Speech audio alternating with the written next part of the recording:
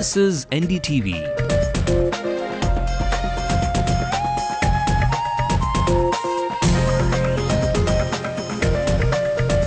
And you're watching NDTV Hindu.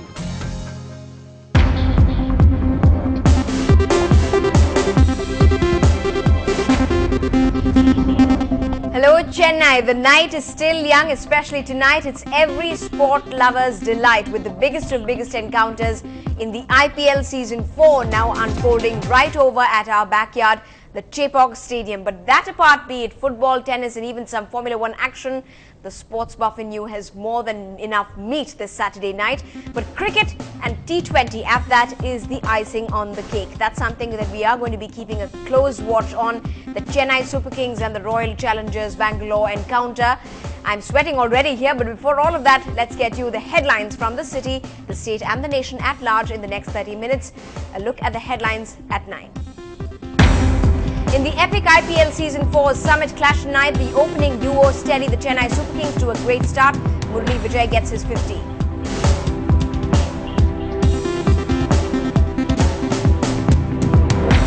The Wear Your Helmet campaign kicks off today. Cops on their watch warn two-wheeler riders of the dangers and fine that could be on its way if violated.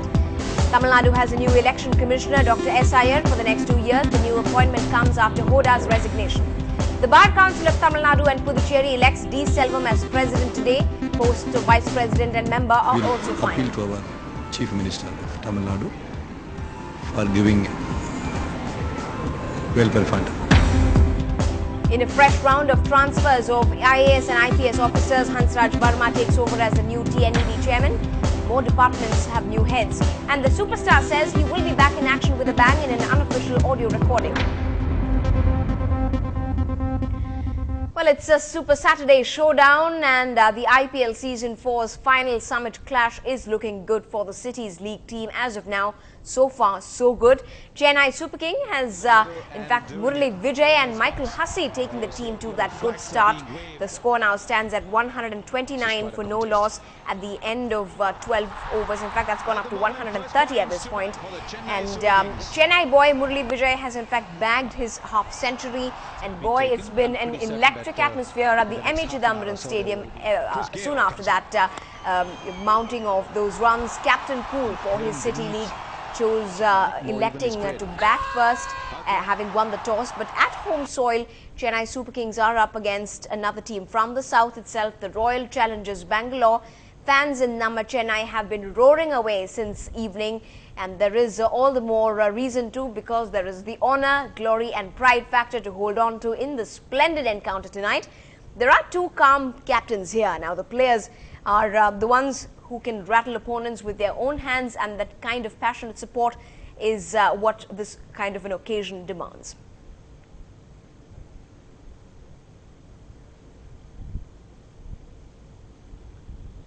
And joining us is our senior copy editor, Bhama Devi Ravi, who joins us right now live. It's been quite a good start, at least at the end of 12 overs. Do you believe maybe we have at least one hand on the cup at this moment? You know, Evelyn, like you said, it's a very quick start, and what's very interesting is this 128 odd runs for no loss.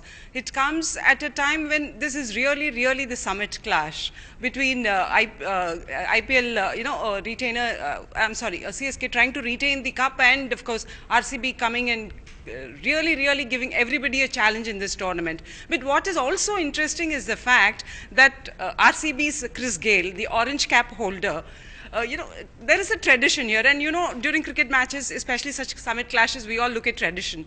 And there's been a tradition in the past IPLs that whoever has won held the orange cap, that team had not really won the IPL tournament.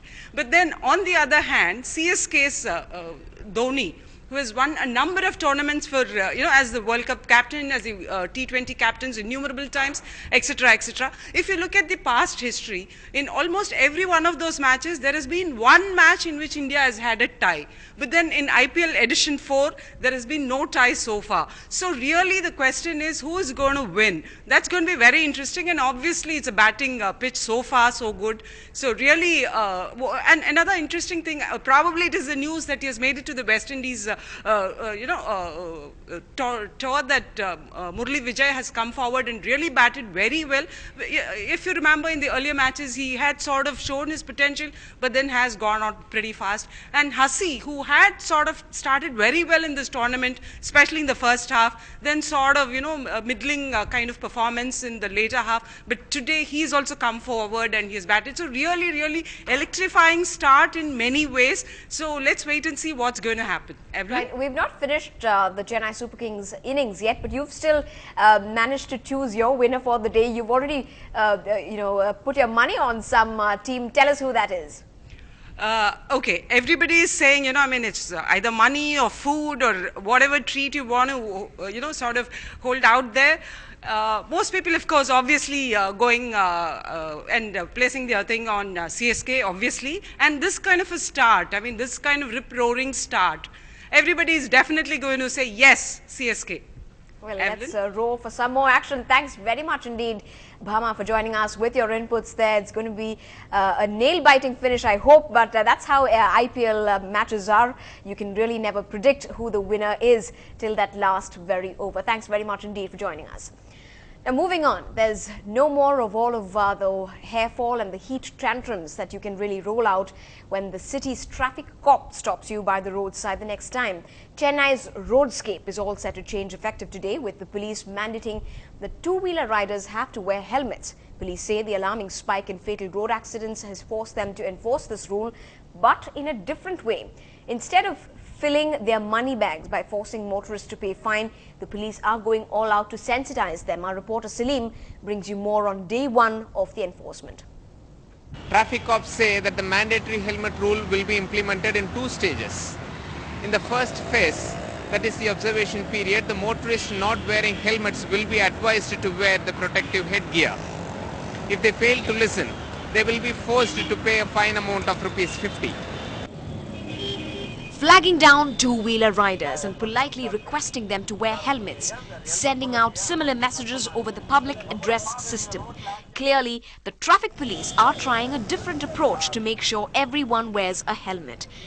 இப்போ helmet போட்டால அந்த அவ்வளோ safety helmet வந்து தலையிலுக்கு வந்து எந்த ஒரு அடியும் வராது கை கால் கொஞ்சம் அடிபட்டாலும் பரவாயில்ல நம்ம உயிர் வந்து சேஃப்டியாக இருக்கும்ல அதுக்காக கம்பல்சரி கவர்மெண்ட்டில் வந்து போலீஸ் டிபார்ட்மெண்ட்டும் இந்த ஆக்சிடென்ட் இது போல் தலையில் டூ வீலர் ஓட்டுறதால தான் இது போல் நிறையா ஸ்பீடில் போய் ஆக்சிடென்ட் அதனால் எல்லாம் பார்த்து சர்ச் அவங்களாம் இது பண்ணி இது போல் ஹெல்மெட் போட்டால் நல்லா சேஃப்டியாக இருக்கும் ஏன்னா மற்ற இடத்துலலாம் நம்ம ஏன் போடக்கூடாது. It's easy to see why this drive to raise awareness. Till the 30th of April this year, Chennai recorded 231 fatal accidents. Among them, 108 were riders of two-wheelers, and as many as 102 of these victims died due to head injuries.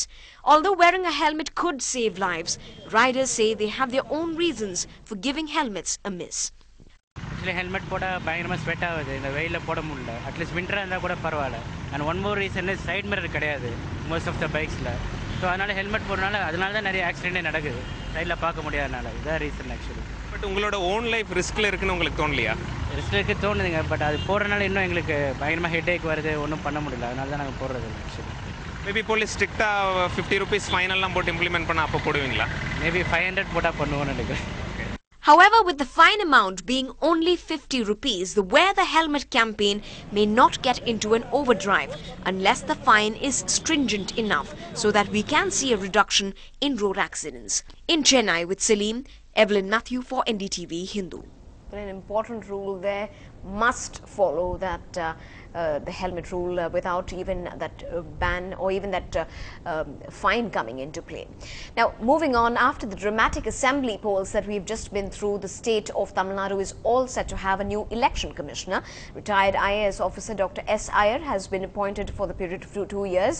The local body elections are now due in October this year in the state, which will be overseen by the state election commissioner.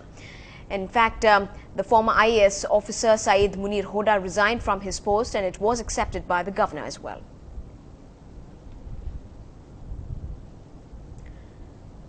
Just when we were beginning to get accustomed to some of the new names in the state's machinery, there's been a fresh round of transfers of IAS and IPS officers. Let's take it from the top. In the police department, IG of Intelligence, Shankar Jiwal, is transferred to Satyamangalam as the head of the special task force there. The TNEB has a new chairman, Hansraj Verma, who takes over. Let's hope that means an end to the power crisis in the state. The new Industries Commissioner is Apurva Verma, while Ramesh Ram Mishra will take over as chairman of the Tamil Nadu Pollution Control Board. Harbander Singh will be the new Transport Commissioner. The Labour Commissioner now is Hemant Kumar Sinha. Co-optex's new Managing Director is C. Umar Shankar, and the new Project Director of the Sarva Shiksha Abhiyan will be Ms. Jayashree Raghunandan. Our executive editor, English News, Sanjay Pinto, gave us more insight into the process of reshuffle after Amma took over, clearly experienced doing the talking in most cases. I think three important points need to be underscored here. First, there seems to be a rethink with regard to sensitive posts. We saw the Director of Vigilance and Anti-Corruption being replaced just a few days after he was appointed there, Shyam Sundar. And now we've seen the chairman of the Tamil Nadu Electricity Board, Swaran Singh, also being transferred out in just a few days, Hansraj Verma taking that post. Secondly, there seems to be the principle of been there, done that. That's being adopted by the new AIADMK government, because you look at various departments. Again, the TNEB, Hansraj Verma is an old hand. He used to be the chairman of the Tamil Nadu Electricity Board during the previous dispensation. He's back there in the hot seat at a time when Ms. Jayalalitha has just promised good news in 2 weeks on the power situation. Look at intelligence also. Rajendran, T. Rajendran, the former police commissioner, is now the ADG intelligence, and he's in fact handpicked those who worked with him in the police commissionerate in Chennai. The two senior officers as SP Special Branch as well as DIG Satyamurthy and Pandian, who will work with him. The Home Secretary, of course, Sheila Rani Chunkat, is back there. She used to be the Home Secretary during Ms. Jayalalitha's previous regime. Look at the Chennai City Police also. Tripathi, J.K. Tripathi, who was Joint Commissioner Police South earlier, is now, in fact, the Police Commissioner. And also, Shanmuga Rajeshwaran, who was DC earlier, is now JC South. So they've really gone by experience in these postings. Also, another factor is that many of the officers who were seen to be close to the previous dispensation, who perhaps got branded in the process, have been moved out of the city. Like, for instance, the new post of the post of IG Special Task Force. In fact, earlier the IG Special Task Force used to also operate out of the Commando School in Chennai. Now, of course, the posting has been made. The headquarters has now been assigned to Satyamangalam, Erode. Again, several parking zones for allegedly inconvenient officers, like, for instance, vigilance of various state transport corporations, posts like Arvin vigilance officers. So many of them have in fact been moved out of the city. Again, Mandapam camp, refugees based there in Rameshwaram. So three important factors really underlining the present round of transfers and reshuffle in the bureaucracy. Moving on, the Bar Council of Tamil Nadu and Puducherry has elected their president today after their elections to other posts in March earlier this year. D. Selvam will now take over as president, while Amal Raj has been elected as vice president. Mr. Prabhakaran has been elected as member of the Bar Council of India. We'll appeal to our Chief Minister of Tamil Nadu for giving welfare fund instead of 2 lakhs to 5 lakhs. We have to also appeal to our Chief Minister for housing plots and free medical aids. Up ahead on the news tonight, India's A-list criminal Ajmal Amir Kasab digs deep into the pockets of Indian government, proving too costly in this irony. More in just a bit.